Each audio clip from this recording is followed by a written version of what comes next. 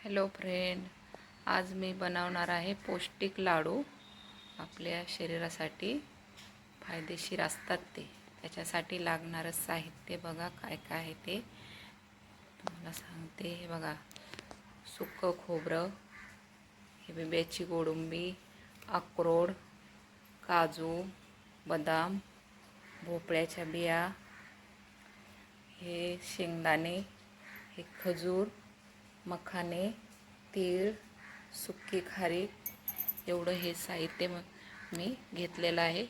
अजून याच्यात भरपूर काही घेतात, तुम्हाला जसं आवडेल तसं तुम्ही पण घेऊ शकताय. आता हे सगळं आपण तुपामध्ये भाजून घ्यायचं.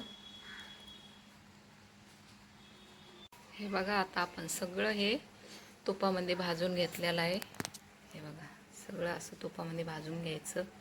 खारीक, मखाने, खोबरं, शेंगदाणे, तीळ आणि खजूर, वल्ल खजूर लास्टला भाजायचं आहे. आता हे थंड करून याला मिक्सरमधून बारीक करून घ्यायचं. म्हणजे बारीक नाही, थोडं जाडसरच ठेवायचं. आणि मग खजूर गरम करून त्यात टाकायचं. गूळ पण टाकू शकतो आपण. खजूर गूळ थोडं मिक्स करून मग त्याचे लाडू बनवायचे. चला, आता याला थोडं मिक्सरमधून जाडसर काढून घेते. हे बघा फ्रेंड, आता आपण हे सगळं मिक्सरमधून जाडसर काढून घेतलेलं आहे. आता याच्यामध्ये आपण खजूर गरम करून आणि थोडासा गूळ गरम करून घालायचा आणि छोटे छोटे लाडू बनवून घ्यायचे. हे बघा फ्रेंड, आपले लाडू तयार झालेले आहे.